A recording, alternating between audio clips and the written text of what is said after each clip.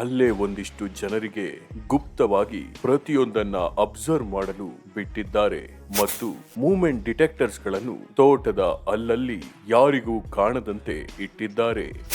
ನಾನು ಒಂದು ವಿನಯಿಗೆ ಮನವಿ ಮಾಡಿಕೊಳ್ಳಿ. ನೀವೇ ತಂದಿದ್ರಿ ಕೋಳಿಗಳು, ನೀವೇ ಹಸುಗಳು ತಂದಿದ್ರಿ, ನೀವೇ ಸುತ್ತಮುತ್ತ ಸಾಕ್ತಾ ಇದ್ರಿ. ಇಲ್ಲಿ ಮೇಲ್ನೋಟಕ್ಕೆ ವೈದ್ಯರ ಅನುಭವದ ಪ್ರಕಾರ ಅಲ್ಯೂಮಿನಿಯಂ ಫಾಸ್ಫೇಟಿಂದ ತಿಂದು ಆ ಎಲ್ಲ ಹಸುಗಳು ರಾಸುಗಳು ಸತ್ತಿವೆ. ಜನವಿ ಇನ್ನು ಮುಂದೆ ಯಾವುದೇ ರೀತಿಯ ಹಸುಗಳು ಸಾಯಲ್ಲ. ಸಾಯೋದಾದರೆ ಅದಕ್ಕೆ ಕಾರಣ ಇರುತ್ತೆ. ಕಾರಣ ಇಲ್ಲದಲೇ ಕಾರ್ಯಕಾರಣ ಇಲ್ಲದಲೇ ಯಾವುದೂ ನಡೆಯಲ್ಲ. ನೋಡಿ, ನಿನ್ನೆಯಿಂದ ನಾವು ಹಸುಗಳನ್ನ ಇಲ್ಲೇ ನೋಡಿದ್ದೀವಿ. ಕೋಳಿಗಳು ಒಳಗಡೆ ಚೆನ್ನಾಗಿ ಆಡ್ತಾ ಇದ್ದಾವೆ. ಇನ್ನು ಮೇಲೆ ಇದು ನಿನ್ನ ಮನೆ, ನೀನು ಬೆಳಿಬೇಕು, ನಿನ್ನ ಮಕ್ಕಳು ಬೆಳಿಬೇಕು.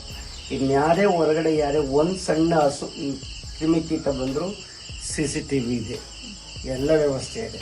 ಈಗ ಹಿಂದಿಂದ ಏನೆಲ್ಲ ಆಯಿತು ನಿನ್ನೆಯಿಂದ ಅದನ್ನು ಮನಸ್ಸಲ್ಲಿ ಇಟ್ಕೋಬೇಡ. ನೀನಾಗಲಿ ನಿನ್ನ ಗಂಡ ಆಗಲಿ ಸಂತೋಷವಾಗಿದೆ, ಖುಷಿಯಾಗಿದೆ. ಇವತ್ತಿಂದ ನಿಮ್ಮದು ಸ್ವರ್ಗದ ಬಾಕಲು ತೆಗೆಯುತ್ತೆ ಅಂದರೆ ನೀವು ಹೇಳ್ದಂಗೆ ನಿಮ್ಮ ಮನಸ್ಸಲ್ಲಿ ಅಂದ್ಕೊಂಡಿರೋದೆಲ್ಲ ನಡೀತಾ ಹೋಗುತ್ತೆ. ಇನ್ನು ನೆಗೆಟಿವ್ ಇರಲ್ಲ, ಯಾವ ದುಶ್ಮನ್ಗಳು ಬರಲ್ಲ, ಯಾವ ಕೆಟ್ಟ ಯೋಚನೆನೂ ಬರಲ್ಲ. ನಮಸ್ಕಾರ ಮಾಡ್ಕೋ ವಾಸುಗಿ, ಒಳ್ಳೇದಾಗಲಿ. ನಮ್ಮ ಮನೆಯಲ್ಲಿ ನಮ್ಗೇನು ತೊಂದರೆ ಇರಲಿಲ್ಲ ಸರ್, ಚೆನ್ನಾಗಿದ್ದ ನಾವೆಲ್ಲ. ನಮಗೆ ಬೇರೆ ಏನೇನು ಪ್ರಾಬ್ಲಮ್ ಏನಿಲ್ಲ. ಹಸುಗಳಿಗೆ ಇದ್ಕಿದಂಗೆ ಹುಷಾರಿಲ್ದಂಗೆ ಆಯಿತು. ಇದು ಡಾಕ್ಟ್ರ್ ಕರ್ಸ್ ತೋರಿಸಿದ್ರೆ ಜ್ವರನೂ ಇಲ್ಲ, ಏನೂ ಇಲ್ಲ ಅಂತನ್ನೋರು. ಇನ್ನೇನು ಇವತ್ತೆಲ್ಲ ಬಿಡು, ನಾಳೆಗೆ ತೋರಿಸ್ಕೊಳ್ಳೋಣ ಅನ್ನಷ್ಟೊತ್ತಿಗೆ ಸತ್ತೋಗವು. ಈ ಪಾಯ್ಸನ್ ಬಗ್ಗೆ ನಮಗೆ ಒಂದು ಐಡಿಯಾನೂ ಬರಲಿಲ್ಲ. ನಾವು ಆ ದೃಷ್ಟಿಕೋನದಲ್ಲಿ ಯೋಚನೆನೂ ಮಾಡಲಿಲ್ಲ. ಸರ್, ಅನುಮಾನ ಪಡೋದಕ್ಕೆ ನೀವು ಇದು ಪಾಯ್ಸನಿಂದ ಸತ್ತಿದ್ದು ಅಂತ ಹೇಳಿದ್ಮೇಲೆ ಹೊರಗಡೆಯಿಂದ ಬಂದು ಯಾರು ಮಾಡೋಕ್ಕೆ ಸಾಧ್ಯ ಇಲ್ಲ ಪಾಯ್ಸನ್ ಹಾಕೋಕ್ಕೆ. ಆಮೇಲೆ ತಿಳಿದು ಯಾರು ಸಾಮಾನ್ಯವಾಗಿ ಹಸಿಗೆ ಪಾಯ್ಸನ್ ಹಾಕಿ ಸಾಯಿಸಲ್ಲ ಅನ್ನೋದು ಒಂದು ನಮ್ಮ ಮನಸ್ಸಲ್ಲಿ. ಬಟ್ ಹೊರಗಡೆಯಿಂದ ಯಾರು ಬಂದು ಮಾಡೋಕ್ಕೆ ಸಾಧ್ಯ ಇಲ್ಲ. ಯಾರು ಮಾಡ್ತಾರೆ ಅನ್ನೋದು ನಮಗೂ ಸ್ವಲ್ಪ ಅದು ಪ್ರಶ್ನೆಯಾಗಿ ಹೋಗ್ತೈತಿ. ಬಟ್ ನಮ್ಮದು ಬಿಟ್ಟರೆ ನಮ್ಗೆ ಹೇಳ್ತೀನಲ್ಲ, ನಮ್ಮ ಪಾಯ್ಸನ್ ಅನ್ನೋದು ದೃಷ್ಟಿಲೇ ಯೋಚನೆ ಮಾಡಿರಲಿಲ್ಲ. ನಾನು ಏನೋ ಇದಾಗಿ ಸಾಯ್ತವೆ ಅನ್ನೋದೇ ಒಂದೇ ನಮ್ಮ ಇಂಟೆನ್ಷನ್ ಇದ್ದಿದ್ದು. ಅದನ್ನೇ ಹೇಳಿ ಕೆಲವು ಜನ ನಮ್ಮ ಅಪ್ಪನ್ನೇ ದೂರ ಬಿಟ್ರು. ಏನೋ ಅವ್ರಿಗೆ ಹಿಂಗೆ ಆಗೈತಂತೆ, ಹೆಂಗೆ ಹೊತ್ತು ಟೈಮ್ ಚೆನ್ನಾಗಿಲ್ಲ, ಹಂಗೆ ಹಿಂಗೆ ಅಂತೇಳಿ ಅದನ್ನೂ ಎಲ್ಲ ಮಾಡಿದ್ರು. ಅದನ್ನು ಶ್ರೀರಂಗಪಟ್ಟಣಕ್ಕೆ ಹೋಗಿ ಅದನ್ನೆಲ್ಲ ಮಾಡಿಸ್ಕೊಂಬಂದು ಏನು ಮಾಡಿದ್ರು, ಅದು ಏನು 1% ಸಕ್ಸಸ್ ಆಗಲಿಲ್ಲ. ನಮಗೆ ಗುಣ ಆಗೋದು ಸ್ವಲ್ಪ ಎಲ್ಲರಿಗೂ ಭಯ ಬಂದಿತ್ತು. ಬೇರೆ ಯಾರೂ ಇಲ್ಲಿ ಬರಲ್ಲ. ಬರೋದಿಲ್ಲ, ಹಸುಗಳು ಊರಿಗೆ ಹೋಗಿ ಅಂತ ಅಂದ್ಕೊಂಡಿದ್ದೆ. ಇನ್ನೂ ಅನುಮಾನ ಇದೆಯಾ, ಧೈರ್ಯ ಇದೆಯಾ? ಅನುಮಾನ ಏನಿದೆ ಅಂಥದ್ದೇ ನನ್ನ ಮನೆ ಇಲ್ಲ, ನೋಡಬೇಕು. ಈಗ ನಿನ್ನೆ ಹಸು ಹೊಸ್ದಾಗಿ ತಂದಿರೋದು ಬಿಟ್ಟಿದ್ದೀವಿ. ನಿನ್ನೆಯಿಂದ ಇಲ್ಲಿವರೆಗೂ ನೋಡಿದ್ದೀವಿ. ಹಸು ತುಂಬ ಚೆನ್ನಾಗಿದೆ, ಆರಾಮಾಗಿ ನಿದ್ದೆನೂ ಮಾಡಿದ್ವಿ ನಾವು. ಇಲ್ಲಿ ಯಾವಂತಹ ನೆಗೆಟಿವ್ ಎನರ್ಜಿ ಆಗಲಿ ಅದಾಗಲಿ ಇದಾಗಲಿ ಇಲ್ಲ. ಈಗ ಕೋಳಿಗಳು ನೀವೇ ತಂದಿದ್ದು ಇದೆ, ಅದನ್ನು ಕೂಡ ಬಿಟ್ಟಿದ್ದೀವಿ. ಇನ್ನು ಸುತ್ತ ಎಲ್ಲ ತಿರುಗಾಡಿ ನಾವೆಲ್ಲೇನೇನು ಬಿಡಬೇಕು ಅದನ್ನು ವ್ಯವಸ್ಥೆ ನಾವು ಮಾಡ್ಕೊಂಡಿದ್ದೀವಿ. ಅಕಸ್ಮಾತ್ ಇದು ನಾನು ಹೋದ ಮೇಲೇ ಒಂದು ಸಣ್ಣ ದೋಷ ಆದರೆ ನೀವು ಮುಟ್ಟಂಗಿಲ್ಲ. ಹಸು ಸಾಯ್ತು ಅಥವಾ ಇನ್ನೇನು ಕೋಳಿ ಸಾಯ್ತು ಅನ್ನೋದಾದರೆ ಅವನ್ನ ಬಾಡಿ ಮುಟ್ಟಬೇಡಿ.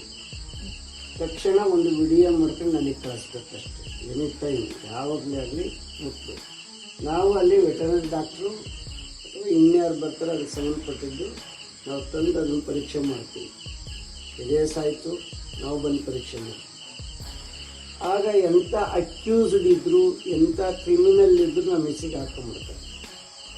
ಲೈಫ್ ಲಾಂಗ್ 7 ವರ್ಷ ಜೈಲು ಬೇಕು, 7 ವರ್ಷ ಮುಲಾಜಿಲ್ಲ. ಇನ್ನು ನೀವು ಮಾಡಬೇಕಾಗಿರೋದು, ಇಲ್ಲಿ ಯಾರು ಆ ಕಡೆ ಈ ಕಡೆ ಯಾರು ಬರ್ತಾರಾ, ಈ ಕಡೆ ಯಾರು ಬರ್ತಾರಾ, ಏನಾರು ತಗೊಂಬರ್ತಾರಾ, ಏನಾರು ಎಸ್ಕೊಳ್ತಾರ, ನಿಮಗಿಂತ ಕಣ್ಗಾವಲು CCTV. ನೀವಾರು ಯಾಮಾರ್ಬೋದು, ಅದು ಯಾಮಾರಲ್ಲ.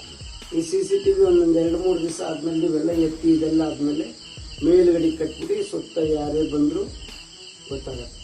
ಯಾರು ಬಂದಿಲ್ಲ ಹಸು ಸಾಯ್ತವೆ ಅಂದರೆ ಇಲ್ಲಿ ಸುತ್ತಮುತ್ತ ಅದನ್ನು ಚೆಕ್ ಮಾಡ್ತೀವಿ. ಮೆಡಿಷನ್ ಇದರ ಹೋಗಿ ಭೂಮಿಗೆ ಸೇರ್ಕೊಂಡಿದೆಯಾ, ಅಥವಾ ಎಲ್ಲ ಹಸುಗಳು ಬೇರೆ ಹಸುಗಳು ಮೇಯ್ದೋದ್ರೆ ಅವು ಬದುಕಿವೆ, ನಿಮಗೂ ಆಗಿಲ್ಲ ಅಂತಂದರೆ ಏನು ಅದು ಇಲ್ಲ ಅಂತಲ್ಲ. ಎಲ್ಲ ಅಂಗಲಲ್ಲಿ ನಾವು ನೋಡ್ತೀವಿ. ಇನ್ನು ನೀವಿಬ್ಬರು ನನಗೆ ಕೌನ್ಸಿಲಿಂಗ್ ಇರಬೇಕು. ಒಂದು ದಿವಸ ಒಂದು ಅರ್ಧ ಗಂಟೆ 1 ಗಂಟೆ ನೀವು ಯಾವಾಗ ಬರ್ತೀರಿ ಆಗ ನಮ್ಮ ಆಸ್ಪತ್ರೆಗೆ ಬನ್ನಿ, ಕೌನ್ಸಿಲಿಂಗ್ ಮಾಡಿ. ಯಾಕೆ ನಾನು ಹೇಳ್ತಾ ಇದ್ದೀನಿ, ಆ ಮನಸ್ಥಿತಿ ಹೇಗಿರುತ್ತೆ ಇಲ್ಲಿ, ಈಗ ಮತ್ತೆ ಇಲ್ಲಿ ಬರ್ಬೋದಾ ಬರಂಗಿಲ್ವಾ ಅಂತ. ನಾನು ಹೇಳೋದು ಇದನ್ನಂತೂ ಎತ್ತರಿಸ್ಬೇಕು. ಒಂಚೂರು ವಿಶಾಲ ಮಾಡ್ಕೊಳ್ಳಿ, ಇದನ್ನು ಬೇಕಾದ್ರೆ ಎತ್ತರಿಸಿ ಅಲ್ಲಿ ಫೆನ್ಸಿಂಗ್ ಹಾಕೊಂಬಿಡಿ. ನಿಮ್ಮ ಬೌಂಡ್ರಿ ಬಂದು ಮಸ್ತ್ ಮಾಡ್ಕೊಳ್ಳಿ, ಫೆನ್ಸಿಂಗ್ ಹಾಕೊಂಡು ಬೌಂಡ್ರಿ ಎಲ್ಲೇ ಬಂದು ಈ ಕಡೆಯಿಂದ ಬರಬೇಕು. ಬೌಂಡ್ರಿ ಯಾರು ಬಂದರೆ ಇಲ್ಲ ಬೇರೆ ದಾಟಿ ಇನ್ನೊಂದು ದಾಟಿ ಬರಬೇಕು. ನಾವು ನೋಡಿದ ಹತ್ರ ಹೋದಾಗ ಅಲ್ಲಾಸಿ ಇಲ್ಲಾಸಿ ಆ ಕಡೆ ಈ ಕಡೆ ಏನೋ ಬರೋಂಗಾಗೋದು, ಗೊತ್ತಾಗಲ್ಲ ಯಾವ ಟೈಮಲ್ಲಿ ಏನೋ ಬರ್ತಾರೆ ಅಂತ. ತುಂಬ ಚೆನ್ನಾಗಿ ಕೂಲಿನೂ ಕೂಡ ಮೇಯ್ತಾವೆ, ಏನೂ ಆಗಿಲ್ಲ. ಇನ್ನೂ ಮೀರಿ ಆಯ್ತು. ನಾನು ಹೇಳ್ತೀನಿ 100% ಇನ್ನಾಗಲ್ಲ. ನೀವು ಧೈರ್ಯವಾಗಿ ಕಾಲ ಕಳಿಬೋದು. ಮನೆ ಬೇಕಾದ್ರೆ ಅಲ್ಲೇ ಮಾಡ್ಕೊಳ್ಳಿ, ಇಲ್ಲಿ ಬಂದು ರಾಸುಗಳು ಹಾಕ್ಕೊಳ್ಳಿ. ನಿನಗಿಷ್ಟ ಇದ್ರೆ ಹಸುಗಳು ತೋರಿಸ್ಕೊ, ನಿನಗಿಷ್ಟ ಇದ್ರೆ ಹಸುಗಳು ತೋರಿಸ್ಕೊ. ಅದನ್ನೇ ನೋಡಿಕೊಂಡು ಮತ್ತೆ ಮಾಡಬೇಕು. ಇಲ್ಲಿ ಕೆಲಸ ಅಲ್ಲಿ ಕೆಲಸ ಈ ಕೆಲಸ, ಒಬ್ಬಳ ಮೇಲೆ ಬೀಳೋದು, ನೀನೆಲ್ಲ ಹೋಗೋದು, ಆ ಥರದ್ದು ತೊಂದರೆ ಕೊಡೋದು ಬೇಡ. ಇವೆಲ್ಲ ಯೋಚನೆ ಮಾಡಿ. ನಾನು ಈಗ ಹೇಳ್ತಾ ಇದ್ದೀನಿ, ದುಶ್ಮನ್ ಕಹಾಯ್ ಬಗಲ್ ಮೇ ಹೈ ನೈ high, blood May high, blood May high. ನಮ್ಮ ವೈದ್ಯಗಳು ನಮ್ಮಲ್ಲೇ ಇರ್ತವೆ, ನಮಗೆ ಗೊತ್ತಾಗಲ್ಲ. ನಮ್ಮ ರಕ್ತದಲ್ಲೇ ಇರ್ತವೆ, ನಮಗೆ ಗೊತ್ತಾಗಲ್ಲ. ನಮ್ಮೊಳಗಡೆ ಇರ್ತವೆ, ಗೊತ್ತಾಗಲ್ಲ. ಅದು ಯಾರು ಅನ್ನೋದನ್ನು ಇನ್ನೂ 1 ತಿಂಗಳು ನಾನು ಅವಕಾಶ ಕೊಡ್ತೀನಿ, ನೋಡೋಣ. ಬಟ್ ನನ್ನ ಕೈ ಸಿಗಾಕೊಂಡ್ರೆ ಲೈಫ್ ಲಾಂಗ್ ಅವರು ಬದುಕೋಕ್ಕಾಗಲ್ಲ. ಏನೇ ಇದಾದರೂ ಬದುಕೋಕ್ಕಾಗಲ್ಲ. ಆ ನಿಟ್ಟಲ್ಲಿ ನಿಮ್ಮ ಮನೆ ಒಳ್ಳೇದಾಗಲಿ, ಇನ್ನೂ ಎತ್ತರಕ್ಕೆ ಬೆಳೀರಿ, ಹೆಸರು ಮಾಡ್ಕೋ, ಮಕ್ಕಳು ಒಳ್ಳೆಯವಿದ್ದಾವೆ. ನಿನಗೇನೇ ತೊಂದರೆ ಆದರೂ 5 ನಿಮಿಷದಲ್ಲಿ ನಾನು ಫೋನಲ್ಲಿ ಸಿಗ್ತೀನಿ. ಒಂದು ಮೆಸೇಜ್ ಹಾಕ್ಬಿಟ್ರೆ ಸಾಕು, ಏನಾರ ಪ್ರಾಬ್ಲಮ್ ಆದರೆ. ಈಗ ನೀನು ಆ ಸ್ಟ್ರೆಸ್ಸಿಂದ ಡಿಪ್ರೆಷನ್ನು, ಇದು ಸಾಯ್ತವೆ ಅಲ್ಲಿ ಸಾಯ್ತವೆ, ಸ್ಟ್ರೆಸ್ ಮಾಡಿಕೊಂಡು ಅಷ್ಟು ಆಕ್ಟಿವ್ ಆಗಿದ್ದಳು. ನೀನು ಕೆಲಸ ಮಾಡ್ತಿದ್ದಳು, 10 ಹಸುಗಳು ನೀವು ಗಂಡನ ಜೊತೆ ಸೇರಿಸ್ಕೊಂಡು ನೀವೆಲ್ಲ ಮಾಡ್ತಿದ್ದರು. ನೀವೇ ಮನಸ್ಸು ಚೇಂಜ್ ಮಾಡ್ಕೊಂಬಿಟ್ರೆ, ಮನಸ್ಸು ಕುಂದ್ಬಿಟ್ರೆ ಕಾಯ್ತಾ ಇರ್ತಾರೆ ಸುತ್ತಮುತ್ತ ಇರೋದು. ಇವ್ರನ್ನೂ ಕುಂದ್ಸೋಣ, ಇವ್ರೇನು ಮಾಡೋದು ಬೇಡ, ಇವ್ರೇನು ಕೆಲಸ ಮಾಡೋದು ಬೇಡ, ಇವರು ನಮ್ಮ ಮುಂದೆನೇ ನಿರ್ಣಯ ಮಾಡಲಿಂತ ಕಾಯ್ತಾ ಇರೋ ಮನಸ್ಸುಗಳು ಕೂಡ ಇರ್ತವೆ.